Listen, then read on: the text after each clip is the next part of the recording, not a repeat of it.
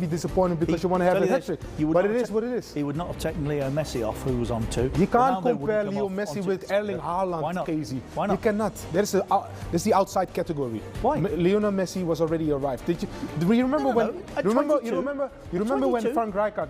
I'll give you an example. Frank Rijkaard was coach. He made his debut on Frank Rijkaard, right? When he came to Barcelona, with the likes of with the likes of Eto'o, Ronaldinho. There were times that Messi also scored twice, yeah, and he was the better player on that. The only time Guardiola took him off. Messi Why? off, Messi said in the dressing room after the game, "Don't you ever do that to me again." And Guardiola knew it was time to leave. How many years Messi was already in Barcelona? But it's 3-4 years in. 22. Don't compare them. Don't compare it. No, he's 4 years into his career. Don't compare. I understand, but he's not a baby. It's his first year at City. It's his first game also in the Premier League. So I want to stay on and complete my hat-trick because that's what. How many times have we looked at Messi and Ronaldo and said, "Oh, 47 hat-tricks, 52 hat-tricks." He can have that. That's what these superstars. Listen, that's the benchmark. I understand. I know he still have many opportunities. I know what you're saying about maybe too much of it. I'm just saying, as a footballing decision, as a player, and when it went up, if you want to bring Alvarez on, bring him on. Take Grealish off. Give him 20 minutes running on the left side, just playing a little bit, get a little feel for it. Fine. But honestly, Nige, maybe it's not. Maybe that's why we sit here. That he made the decision for City. That's fine. But I just think he knows the pressure Haaland's under to deliver. He's under pressure from day one. What a way to introduce yourself. Can I just say, Andy, you say he's made the decision for City. Well, no, he'll say he's made the decision. Yeah, but based on for me, the decision that counts for City and makes far more impact is to leave him on and let him get 3. Are we connected with one of the reporters on site? No. Ask him that question. Ask him, Guardiola, why did you take Haaland off? If you could score a hat-trick, then we all know the answer. Because now we don't need the answer. We're speculating. But for me, maybe Guardiola thought, you know what? No, he doesn't. He's going to take the spotlight off. Oh no, he's a bad man. He's taking the spotlight anyway, isn't he? Because he's got both goals in a win. He's taking the spotlight. He's already tomorrow's headlines. He is. I'm just saying for the player's point of view. I'm staggered. What a way I get that. Imagine him walking off that pitch with that ball under his arm. Nothing Guardiola can say that for me allows him to make that decision. Okay. It's a ridiculous call. Can we talk about the fact what kind of impact he made? We will what kind of quality? But we need to look at the table first of all, Nigel, and see where Manchester City slip in amongst those that are title challengers at the end of match day 1. The results that we've seen already mean that we have a table that looks like this. Now they've all played, and from Manchester United down, they're yet to get off the mark. Early contenders for relegation? I think they've got enough. I think Southampton will stay down there all season long. Do you? Yeah. Forest? I think Forest will be one of those that are in the mix. Palace will get 38 points, they always do. Villa, don't know. Need to beat Everton in their next game, otherwise I think there will be some... Where's it at? Villa Park, obviously. Yeah. Wolves might struggle all season long. And there we are, Fulham and Brentford on a point apiece, Liverpool also. Liverpool the best of the rest in the bottom half at the moment, and then from there Chelsea up, they've all got to win. Indeed he could. That was some entrance from Erling Haaland to Premier League life with the reigning champions Manchester City. You scored 17 minutes into your Premier League debut, never mind 36, but in all seriousness, give us an idea of what it's like to get your first taste of that and to score straight away. Well, for me it was different. I was very young and coming into the Premier League as a 17-year-old. Erling's obviously played, you know, at virtually every level already and proven himself as a world-renowned goal scorer. So he would have come into this game expecting to score goals, whereas I was hoping to score goals. But, I mean, we didn't have to wait long to see what a world-class talent he is. We don't have to wait long to end those comparisons because we can, delighted to say, speak to the man himself live at the London Stadium, Erling Haaland. Erling, well done. Many congratulations. What an entry to life at Manchester City. How did that feel? Yeah, thank you for that. Good moment for me and my family, and yeah, I'm proud. And to hit the ground running straight away, how important was that for you? Yeah, it was good. We knew this was going to come. Maybe a little bit talking from last week, but that's how it is. And yeah, it's about to keep going. Now it's almost 30 minutes since last goal, so we have to keep going. How did it feel to get that penalty straight away? Yeah, it was a good feeling, and yeah, as you guys said, important. Erling, as Sean Wright-Phillips there, how did it feel with the change from, say, the Community Shield game to the game today, that the actual runs that you were making, you was receiving the ball and to be on the end of them? Yeah, it's you know how it is in early stage of the season, you know, pre-season and everything. I played one game before the Community Shield, and then I got 90 minutes there, and yeah, feeling better now. And as you can see throughout the whole game, the chances will come, the passes will come even more. You saw Phil had one I should be through, as well as Gundogan right before I got subbed off, so it will come more. Erling, it's Michael Owen here. Congratulations again. I was just wondering how excited you are. You're probably the best goal scorer in the world at the moment, and you're playing alongside probably the best assist maker in the world in terms of Kevin De Bruyne. That combination must fill you with so much excitement. Yeah, of course. And I've been watching him for many years, and not only him, don't forget the others as well. Huh? You know, you have many others in the team. It's not only him, but as you say, he has some good passes in him. And in terms of today's game, there were a few opportunities actually where your runs possibly weren't spotted. I mean, there was two where they were and you put them away perfectly well, but there were a few chances as well. Do you think there's more to come from that combination between you and your teammates, the more and more they understand your game? Yeah, without doubt, and this is what I just said, you know, it will come even better, you know. It's I've been training with them for a month now, and you know, it can take time with chemistry and everything, but as well, when the level is so high, it's easier, you know. So it's about keep building on this, on these combinations, you know, where the people like to put the ball and where you want it, and to get it to fit together, you know. Because if we can do that, yeah, then we're talking. And just finally, you mentioned your family. A proud moment. Your father was there to see that. That would have been very special to see you in a blue shirt as well today. Yeah, of course, and yeah. I see now, yeah, he's happy. That's good to see. But yeah, it's a nice moment, and we are really happy. Hopefully, he is happy, and yeah, it's good in the end to get my debut in the Premier League, where he also played. Well, it was some start. Very well done. Thanks very much indeed for joining us. Thank you, guys. Congratulations to Erling Haaland. Why wouldn't he enjoy that moment, following his father's footsteps? Well, I would, but it took me a year to score my first goal for City. I wasn't going to bring that up. No, it's a massive step for him, especially for his confidence. Like Michael said, he's probably one of the best finishers there are at the minute. And to hit the ground running like that with the amount of games coming up, especially in the Premier League, which is the toughest league in the world, it's a great start. And his demeanour, his personality, you know, nothing phases him. You can tell that, can't you, Paul? No, such a young player as well, so confident. I mentioned Ruud van Nistelrooy twice before. It reminds me so much of him, such a ruthless finisher. When he gets through, you feel he's going to score, and you feel he's not going to give the keeper a chance. Even looking at his penalty, he was so certain about it, just a step up and bang straight into that bottom right-hand corner. And look, it was a great debut. As I said, I thought it might take a bit of time. I was slightly wrong again. But this lad's got real quality, and he's goal scorer, his movement. Imagine playing behind him as a midfield play. Well, give us an insight. I mean, you had Van Nistelrooy, so yeah. he obviously scored twice on his Premier League debut, ironically. There wasn't just Ruud, there was Michael, Ian Wright as well. There was so many brilliant, Andy Cole. You've got to have some kind of relationship. It's funny, you look at the United game, there's no relationship between the midfield and attack. You look at them relationships straight away, De Bruyne, Foden, Grealish, Gundogan, into Haaland. That's what makes a team tick. It makes a team play good football. Getting them relationships are so important. And look, it doesn't take long either. You know, you think he's only been there 3 or 4 weeks. When you're a clever player, when you know as a midfield player, you only need to see him for a couple of days. You see what movement, see what he's got, see how quick he is, know where to put the ball.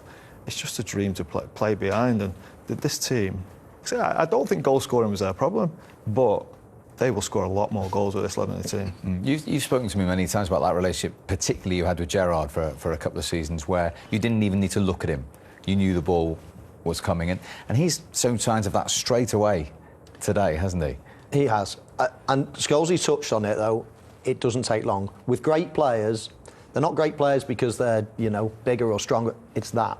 It's what's between your ear makes a great player, between your ears. And as soon as you get two players on, on a par, on a level, on a, an understanding, because bear in mind, you can't speak on a pitch. You're 30 yards away with 80,000 people. You can't hear it. It's all about the looks they give you, what they do. You know, the little eyes, the little shimmies, the body angles, the tiny little things that don't give the game away to your opposition, but just a little sign, Scholesy, I'm about to go. I'm not going yet, but he knows I'm about to go because I've given him a little sign, or the way I've come off suggests that I'm not wanting it to feet. It's these tiny little signs, and great players have just got that. And straight away, as soon as you play alongside other top players, you just get that chemistry straight away. And I know we all talk about, yeah, they've got to practice in training and more and more and more, and it's the stock answer because you've got to be respectful for everyone and things like that. But that's just the greatest evidence of all time. You know, straight away, playing with great players, he plays well automatically. So it's just a match made in heaven at the moment. It's all in the eyes, Steve. It's in the eyes. Yeah. Honestly, yeah. You don't. As Michael said, you can't really hear each other. You can't speak. You're 30, 40, 50 yards away sometimes. Okay, sometimes you're closer and you may speak a little bit, but just a little look at each other, and you both know you're both on the same level because you've been doing it in training. And I'd say, as Michael said, it doesn't take long. 2 or 3 days with a forward, you know what he wants. And because he's so good, Sean, and because the players around him are so good, this is what the guys are saying. You know, that connection is virtually there straight away. Yeah, like I thought, like Paul said, I thought it may have took him a little bit longer after seeing the Community Shield game. I thought it wouldn't have happened this weekend, maybe next weekend or the weekend after. But like you said, when you're clever and you have that football IQ, you just get on with it. I remember when I was first coming through at City, and I was only a young lad, and as you said, I used to just dribble everywhere. And I was playing with Al Berkovic, and he just said to me, just give me the ball, run, you don't need to shout. And he used to give it back to me one touch all the time, and then we just built a relationship where I didn't even need to have the ball, that I knew he wanted me to run in behind the fullback so he can pass that ball in between the centre-back and fullback, and it worked for years. All round today for Erling Haaland, just before he came up. You've had a close look at him. What apart from the goals, what impressed you the most? I loved every part of his game, the variety of his game, Steve. You know, coming short here, his lovely first touch, keeping the ball, and then not just switching off, not thinking you've done your job, but he's ready for the next one as well. Always on that edge, always on the back line, getting into dangerous positions in the box. You know, here he sort of peels off, he gets in between the two centre-halves, Foden inches away from a perfect cross. And again here, as soon as he knows Jack Grealish is in good possession of the ball, spinning, running in behind, Jack really should have passed him the ball there. That was a big opportunity. Gundogan in this instance, again, possibly not so obvious because he might have had to go down one side or another. Wasn't quite on, so I don't blame Gundogan there, but that probably spiked his awareness and thought, right, next time I'm going to be playing him through, and this is that next time. He just sets off, he's on his bike straight away, and the power, how he covers the ground so quickly. Perfect touch to go around the goal. He knows that that's a penalty before he's even touched it. He's playing for that penalty, and then, as Scholesy says, strokes it in, absolutely effortless. And again, his control, his link-up play, everything about it. I mean, he's just a world-class player, and he showed that today. Everything was there. It was an all-round performance, wasn't it? Even his play outside the box, as you said, we was a little bit concerned about that, but he did everything very simple, I thought, outside the box. And he did this brilliantly, his movement and his goal scoring. And it's frightening to see. I don't think he's fully fit yet. You think of towards the end of last season, he hardly played a game. He had a lot of injuries. That's probably his third or fourth game back. So he's still got 5 or 6 games where you're thinking to reach full peak fitness. And when he gets a run of 10, 15 games going together, if he can, touch what he does, because he is someone who does seem to pick up a few injuries, but if he gets 10, 15 games together, this lad, he just could be anything he wanted to be. You know what I loved about him the most as well is that he always gave West Ham centre-backs something to think about. Like the guy said, when he came short, that wasn't enough for him. Even if he wasn't getting the ball, he was pushing them back, which then creates more space in between for like those smart players like your Kevin De Bruyne, your Phil Fodens and your Gundogans, that creates those chances so he's closer to goal. So for me, he's like everyone said, his all-round game today was fantastic. Perfect start for Manchester City then, 12 months on, having lost in London to Spurs. They've beaten West Ham. Erling Haaland, the hero, and here is his manager, Pep Guardiola. Well, Pep, what did you make of the opening day victory for your side, and in particular the Premier League debut of Erling Haaland? Yeah, it was an excellent performance. What we have not done against Liverpool in terms of be more competitive as a team, we did it today. And a team like it's not easy, especially in the long balls. And yeah, we play a really, really good game. Of course, Erling scored the 2 goals. It's important for him, for us, for everyone. So we didn't have any doubt when a guy scored a goal. And since he was born, why should not score here or in another team? Because always it's going to happen with him. But not just we make the process, the game, to create chances. And a team like this defend so deep, well, good transitions. And especially Kyle Walker was amazing today. I want to make an incredible big compliment for the game he played today. But all of them, the back four, Rodri, Gundo, Jack was brilliant in the second goal, the quality field. Everyone was really, really good. So when you've already got that quality, what does Erling Haaland give you? Does he give you a different dimension? What he gives us is his qualities. So the way we are going to play not going to change much. We're going to adapt. We know now we have a threat there. So he's incredible deep runner and especially as a good finisher. And I would say that he is adapting perfectly in the way we want to play. And as much the games we're going through, we're going to find him more, and hopefully we can give him the opportunity to score a goal. As well as the goals, what did you like about his performance today? Erling? No, in general was good. Of course. But I said before after the Liverpool game, so Liverpool plays the first 90 minutes after 5 months, I think so, he didn't play, so was injured most of the time, and he's a big guy. It's not like Julian, he came from Argentina already in the competition. He's a guy who needs the rhythm, but the important is, play the way he's playing, knowing the guys, know each other, know what we want to do, and after. So I cannot teach him to score goals, I cannot say anything about that. And he has to be comfortable, knowing the locker room and the club, he's going to adapt really quick. After the way he took his second goal today, there's already comparisons with Ronaldo, with Thierry Henry, the way he opened up his body. Do you think that he has the potential to end up in that sort of company because he has such talent? Yeah, of course he has talent, but listen, 1 week ago when he missed the chance that we had, he was a failure, and the people say he's not going to adapt and in the Premier League, and everybody laughs of him. So, and now he's going to Thierry or Cristiano Ronaldo. Take time. So it's the first Premier League game. He's 21 or 22 years old. He has a long career, and when he's going to retire, we're going to hopefully stay many years here in Man City. But we're going to analyze what he has done. So be calm. So the important is the inside of us. We know what you have to do. We know the quality that he has, and alongside for the other guys. And after that, we'll see. He converted his penalties. Does that mean he'll now be the penalty taker, or is it still for the players to discuss? Well, he took the when it was penalty, and he went immediately to took the ball and has and that I like it. For the fact I'm going to be the taker, I'm going to score a goal. So he did it in Dortmund, I think so. And the penalties is the guy who has the confidence do it. He's going to do it. Pep, just one other question. You always say, look, game by game, week by week, look at our next opponents. But because this is a unique year, because of the World Cup and when it is, do you have to approach the season differently? Almost have that in your mind now? No, we have 70 Premier Leagues, and before I think 60 or 70 Premier League games before the World Cup, and the group stage for the Champions League. So it's we have many games, so it's a half part of the season. So, and I don't think I think prepare the team as well as possible and win West Ham game.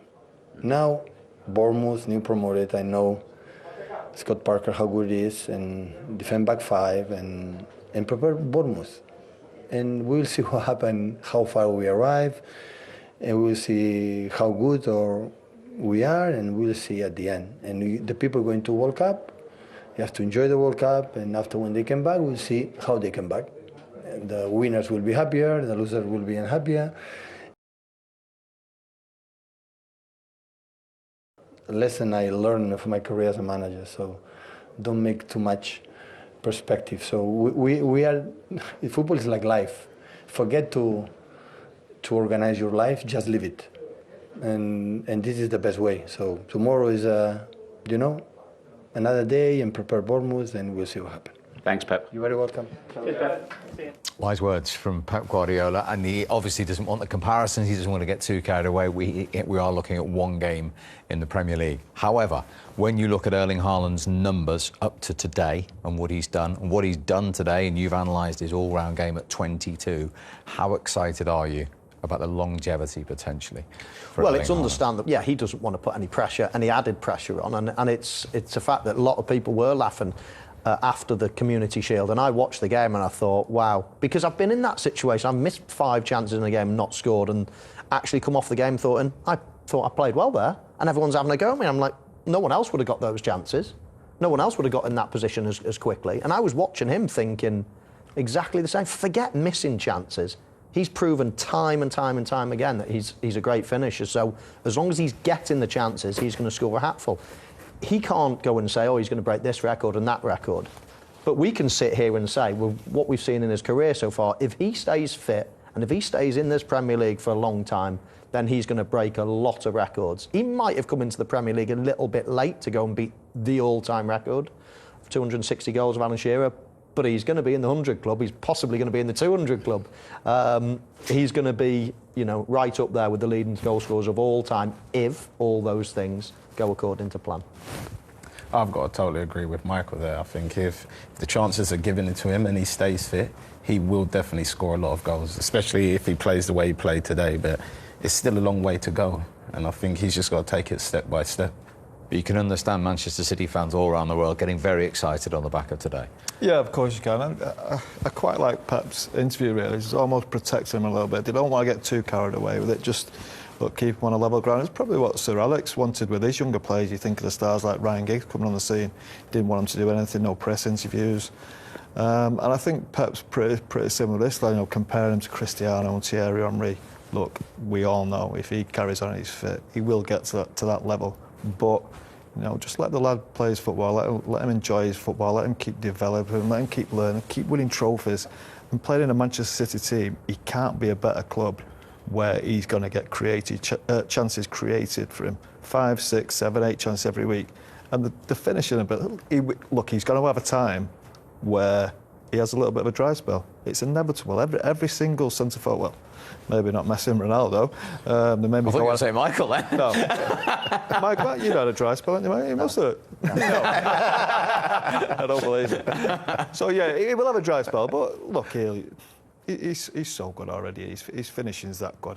He's not going to last for long if he does have one. And the thing is, rarely we get a player of this quality. There's so many young players come through the ranks and everyone wants to build these young players up, and you get why people get a bit, don't say too much. But this fella's different. Wayne Rooney was different. There's certain players that come through in recent years and you just think, well, that's different to everybody else. And he's one. There is no question about it. If he stays fit and he stays playing in the Premier League for a long time, then he's going to break loads and loads of records. He is a real one-off. And Liverpool and United fans in particular won't want to hear this, but as Premier League fans, it's proving again that the highest players want to come here, and we're going to hopefully be lucky to see him season after season playing in this league. Well, the excitement of watching him today, the excitement of coming here and knowing that we're covering Manchester City and watching this great team, the current Premier League champions, that are actually possibly even better than last season with the players that they brought in, and about to watch somebody that's shot the lights out in a different league, and can they now do it in this country? Can they be as effective? I mean, you genuinely get so excited, and then when they come out and they blitz their rivals like they did today and like Haaland did, it's just so exciting, and we're very fortunate to attract the best players in the world, and we can have these discussions about the very, very best. One more quick question. Have we ever seen Sean Wright-Phillips as excited as he was at times today by Erling Haaland? That's the biggest compliment we can pay Erling Haaland, I think. Look at that smile. He's always excited.